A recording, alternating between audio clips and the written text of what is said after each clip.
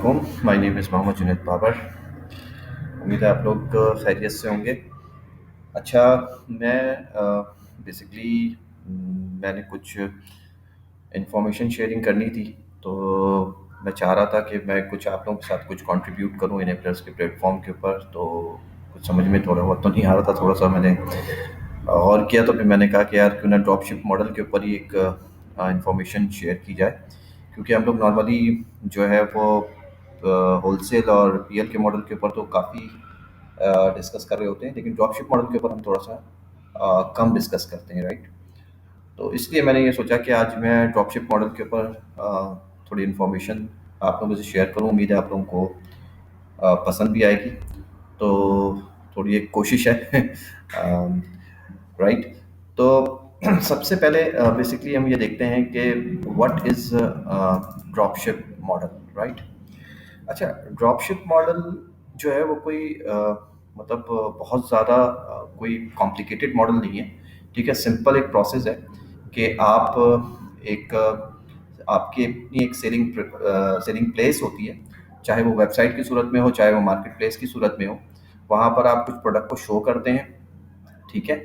और वो प्रोडक्ट जो होती है किसी आपके रजिस्टर्ड सप्लायर की होती है।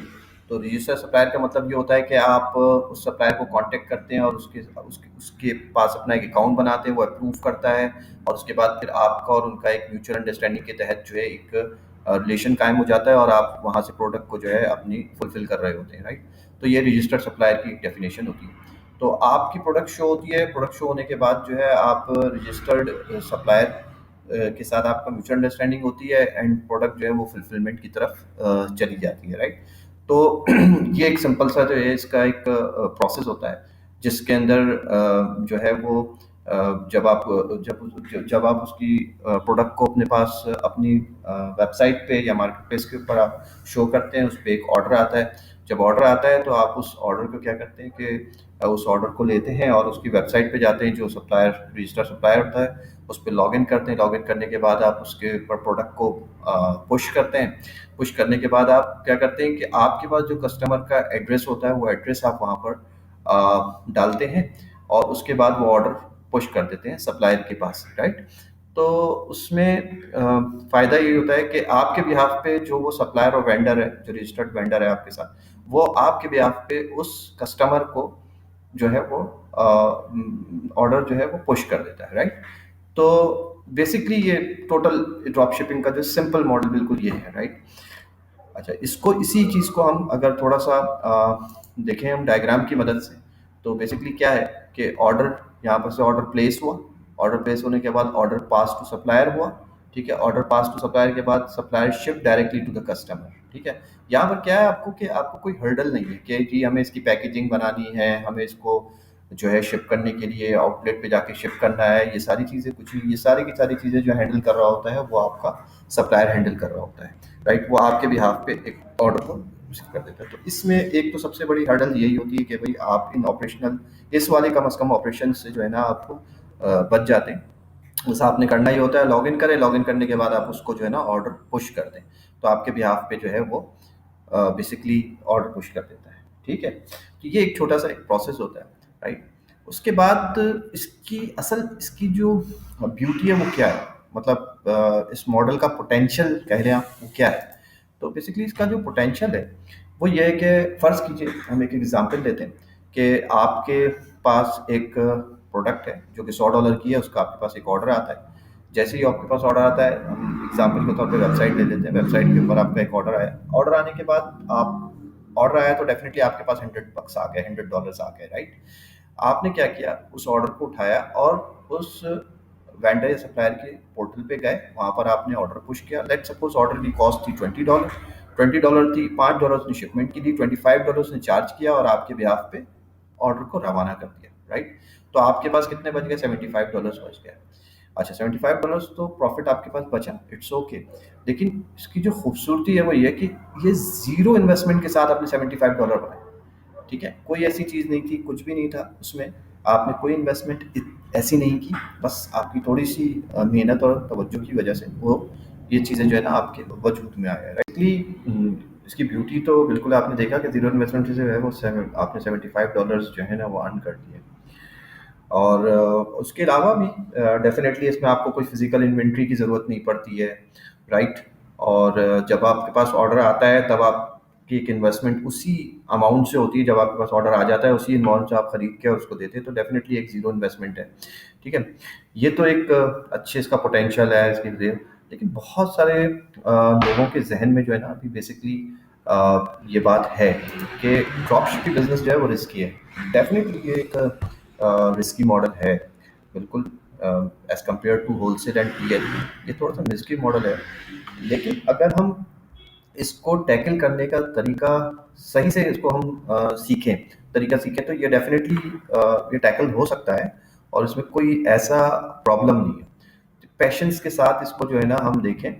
मिसाल के तौर पे जो है सबसे पहले तो आपने ये देखना है कि इस बिज़नेस के ऊपर जा रहे हैं आप, तो सबसे पहले आपको ये देखना है कि जी आप जो है ना वो किसी रिलायबल सप्लायर के साथ कॉन्टैक्ट करें हमेशा। अपना अकाउंट जो भी बनाएँ आप रिलायबल अकाउंट जो रजिस्टर्ड करने के लिए आप जिस सप्लायर को जा रहे हैं उसको पहले चेक कर लें अच्छे तरीके से, ठीक है ना? बेटर बिज़नेस ब्यूरो पे जाके चेक कर लें, उसके रिव्यूज़ चेक कर लें, ठीक है ना? कम से कम उसने 3 साल मिनिमम 3 साल जो है ना वो काम कर रहा हो, तो उसके उसके भी जो है आपको उसके जो रिव्यूज़ थोड़े से अच्छे हों, चीज़ें अच्छी हों, तो उनके साथ उनको कॉन्टैक्ट करें, ठीक है? सबसे इम्पोर्टेंट चीज़ ये है कि आपका सप्लायर ठीक है, क्योंकि अगर आपका सप्लायर सही नहीं होगा, वक्त पे आपकी जो है ना ऑर्डर को पुश नहीं करेगा, आपको इन्वेंट्री जो है वो आप डिपेंडेंट है डेफिनेटली अपने सप्लायर के ऊपर, अगर वो सही से नहीं भेज रहा है तो वो सारी चीज़ें ना फिर आपके हर्डल बनेंगी, राइट? लेकिन जो अच्छे सप्लायर्स हैं, बहुत अच्छे सप्लायर्स भी ऐसे हैं जो जो बेशक आपको उसमें थोड़ा सा प्रॉफिट मार्जिन जो है ना वो कम होगा, लेकिन होगा क्या है उसमें प्रॉफिट मार्जिन में भी पॉसिबल है कि थोड़ा बहुत कम हो, लेकिन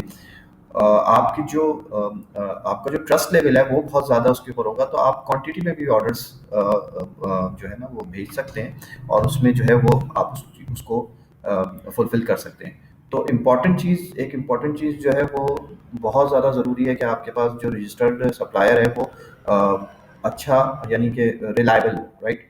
अच्छा, उसके बाद आप अपनी स्टॉक अपडेशन के प्रोसेस को अच्छा करें, यानी क्योंकि ये वर्चुअल इन्वेंट्री होती है कि वहाँ से जो रजिस्टर्ड ईमेल करता है वहाँ पर से आपके पास आती है और आप उसको अपडेट करते हैं, तो कम से कम दिन में जो है ना कम से कम आप उसको 2 से 3 दफ़ा ज़रूर करें, ठीक है ना? ताकि उसमें जो है ना क्वांटिटी आपकी सही यानी आप बिल्कुल रियलिस्टिक उस पे रहें, राइट? अच्छा, इसके अलावा जो अगर फ़र्ज़ कीजिए आप इस मार्केट प्लेस के ऊपर इस चीज़ को बेच रहे हैं तो वहाँ तो बहुत ज़्यादा थ्रेड है, तो उसको कैसे हैंडल करें? उसको हैंडल करने का तरीका ये है कि आप उसका जो है ना एक थ्रेशोल्ड बनाएँ। थ्रेशोल्ड बनाने का मतलब क्या है? जैसे कि जो सप्लायर है वो बेसिकली आपको ये कह रहा है कि जी आप मैं 100 क्वांटिटी इस प्रोडक्ट की मेरे पास मौजूद है। तो आप उसको 100 ना लें बल्कि उसको 5 या 10 अपने पास तसव्वुर करें और उसके बाद आप उसको वहाँ पर 5 या 10 ही शो करवाएँ, राइट? तो इस तरह से जो है ना आप अपने आप को थोड़ा-सा स्मार्टली एक्टिव करें, ठीक है? उसके बाद डेफ़िनेटली जैसे मैंने बताया कि आप थोड़ा कम मार्जिन के ऊपर काम करें लेकिन अच्छे सप्लायर के साथ काम करें। अच्छा जो मेरे ख़्याल में तीसरी चीज़ जो है बेसिकली उसके आगे बेसिकली जो चीज़ है, वो ये कि आप किसी एक कैटेगरी एक निच की तरफ जाएँ पहले, ठीक है? उस निच को पहले सक्सेसफुली उसके वेंडर्स को ढूँढें, उसके सप्लायर्स को ढूँढें और उसको मैच्योरिटी की तरफ लेके जाएँ, थोड़ा टाइम लगाएँ, उसके ऊपर रिसर्च करें और उसके बाद फिर वो चीज़ें जो है ना आप उसकी उसकी मैच्योरिटी की तरफ जाएँ थोड़ा-सा। तो फिर होगा क्या कि वो बेसिकली जब वो मैच्योर हो जाएगा तो फिर आप किसी और निच की तरफ जाएँ। क्योंकि फ़ोकस आप पे नहीं क्योंकि बाज़ दफ़ा सप्लायर शुरू में बहुत अच्छे चलते हैं, फिर बाद में खराब होते हैं, तो इसलिए आपको मॉनिटरिंग रखनी ज़रूरी होगी, राइट? तो फिर उसके बाद जो है ना आप डेफ़िनिटली दूसरी निच की तरफ जाएँ, तीसरी निच की तरफ जाएँ फिर। ये बेसिकली एक छोटा-सा जो है ना इसका प्रोसेस है, राइट? अच्छा, आप बेसिकली जब आप थोड़ा-सा बिज़नेस कर लें और थोड़ा-सा फाइनेंशियली फ्लो भी आपके पास आ जाता है, तो फिर आप जो है वो होलसेल मॉडल के अंदर भी आ सकते हैं, ठीक है ना? तो इसमें एक चीज़ और इम्पोर्टेंट है कि आप अगर अपने इस बिज़नेस को ऑटोमेशन पे लेके जाना चाहते हैं, ऑटोमेशन से मतलब ये है कि आप ये चाहते हैं कि भई इन्वेंट्री की जो डेली की हर्डल्स हैं मैं उनको मैं देखूँ, ये करूँ, वो करूँ, इससे आप बचना चाहते हैं, तो आप फिर अपने सप्लायर से ये बात भी कर सकते हैं कि वो कोई एक ऐसे सर्विस मुझे प्रोवाइड कर दे जिससे मैं जो है वो मैं इंटीग्रेट कर दूँ अपने सिस्टम में और ऑटोमेटिकली मेरी जो इन्वेंट्री है वो 2 से 3 दफ़ा अपडेट हो जाए, ठीक है? मेरे ऑर्डर जो है जैसे ही आएँ तो वो ऑर्डर प्रोसेस हो जाएँ, ठीक है? तो इसमें ये है कि फिर वो उसके लिए आपको वेट करने की ज़रूरत नहीं पड़ेगी कि एक आदमी मैन्युअली इन चीज़ों को अपडेट कर रहा है। तो ये चीज़ें बहुत ज़्यादा आपको हेल्पफुल होती हैं और अच्छे सप्लायर्स जो हैं वो इन सब चीज़ों की इंटीग्रेशन रखते हैं और इनकी सर्विसेज़ उनके पास इस तरह की सर्विसेज़ मौजूद होती हैं, ठीक है? तो ये एक मतलब मैं कहूँगा कि ये छोटे-छोटे से इम्पोर्टेंट फैक्टर्स हैं, जिनको आप देख के जो है ना ड्रॉप शिपिंग रिस्क को बहुत ओवरकम कर सकते हैं, मतलब ना होने के बराबर कर सकते हैं, ठीक है? तो इसमें जो बात है वो ये थी कि जो लोगों के ज़हन में है, तो इस चीज़ को जो अब जब इम्प्लीमेंट करेंगे तो डेफ़िनिटली आपको एक अच्छा रिज़ल्ट मिलेगा, राइट? तो ये प्रैक्टिकल चीज़ें हैं, मैंने कुछ प्रैक्टिकल सक्सेस स्टोरीज़ और इस तरह की चीज़ें मैंने देखी हैं, जिनमें जो है बेसिकली उन लोगों ने इसी तरह काम किया और अभी अपने बिज़नेस को बढ़ा लिया डेफ़िनिटली, ठीक है ना? तो इसके बाद जो डेफ़िनिटली जो चीज़ है वो ये है कि अभी जो रिसेंटली यानी emerging countries with the potential of drop shipping, यानी कौन-कौन सी कंट्रीज़ में जो है अभी पोटेंशियल है ड्रॉप शिपिंग का। देखें, यूके और यूएस के अंदर जो है ना हम बेसिकली डेफिनेटली ये बड़े बड़ी बड़ी कंट्रीज़ हैं, इनके अंदर बड़ा पोटेंशियल है, बहुत ज़्यादा है और सारे लोग ही तकरीबन इसमें जो है ना काम करने के ख्वाहिशमंद होते हैं। तो इसलिए लोगों ने जो है ना छोटी-छोटी जो छोटे-छोटे नहीं, बेसिकली कंट्रीज़ जो हैं, अदर कंट्रीज़ जो है उनको इग्नोर किया है। लाइक मैंने जो अपनी उसमें भी रखा है, जैसे ऑस्ट्रेलिया, नीदरलैंड, ब्राज़ील और तुर्की, अ, इनको मैंने बेसिकली थोड़ा-सा डिस्कस किया है। इसके अलावा भी और कंट्रीज़ हैं जिनको फ़ोकस किया जा सकता है, ठीक है?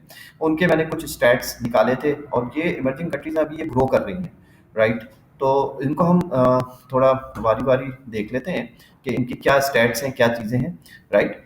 तो सबसे पहले मैं टर्की को डिस्कस करना चाहूँगा। टर्की की एक अच्छा, ये जो मैंने सर्वे रिपोर्ट्स हैं, ये एक स्टैटिया एक साइट है, उसमें से मैंने ली है और ये स्टैट्स जो हैं उसकी उनकी वो ऑथेंटिक स्टैट्स होती हैं, ठीक है?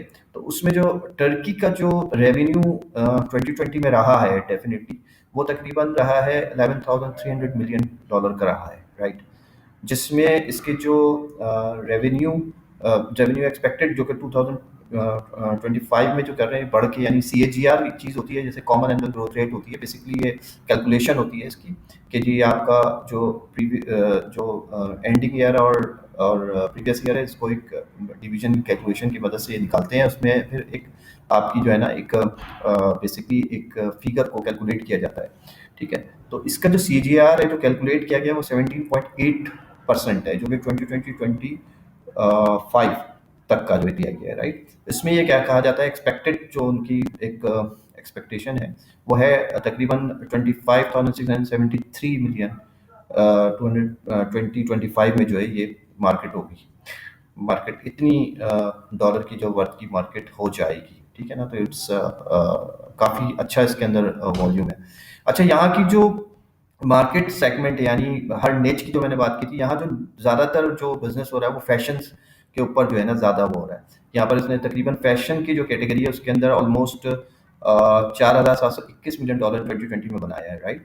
अच्छा, इसी तरह जो यूज़र पेनिट्रेशन, यानी यूज़र की जो रेशियो है इसके ऊपर पेनिट्रेट होने का, वो 44.1% है, जो कि 2020 का था और ये एक्सपेक्ट किया जा रहा है, जो इनके एक्सपेक्टेड वो तकरीबन ये हिट करेगा 67 पॉइंट ऑलमोस्ट 67% पे जो है 2025 में हिट करेगा। तो ये भी एक बड़ा अच्छा गैप है, इसके अंदर बहुत ज़्यादा जो है अभी मार्जिन है। यहाँ पर अगर हम काम करना शुरू करें तो डेफिनेटली एक बहुत अच्छा हमें एक रेवेन्यू मिल सकता है, राइट?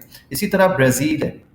ब्राज़ील की भी इसी तरह देखिए, मार्केट तकरीबन यूएस डॉलर 21,217 मिलियन की है, जो कि 2020 में है, राइट? और ठीक है। अच्छा, द एवरेज रेवेन्यू पर यूज़र, यानी एक यूज़र जो है वो $303.75 खर्च करेगा। ये एक एवरेज निकाला है, जिसमें उसने ये तखमीनिया लगाया है कि जी एक यूज़र जो है वो तकरीबन $303.75 जो है वो खर्च करेगा, राइट? तो ये भी एक बहुत अच्छा फिगर है। नाउ ब्राज़ील के ऊपर अगर हम देखते हैं तो ब्राज़ील का जो रेवेन्यू मार्केट रहा है ई कॉमर्स का, वो 21,217 मिलियन रहा है 2020 में, राइट? अच्छा, और इसका जो सीएजीआर है वो 82% है, 8.2% है, आई एम सॉरी, 8.2% है, राइट? अच्छा, मार्केट वॉल्यूम जो एक्सपेक्ट कर रहा है 2025 में वो 31,491 मिलियन, ये भी एक अच्छी फिगर है, राइट?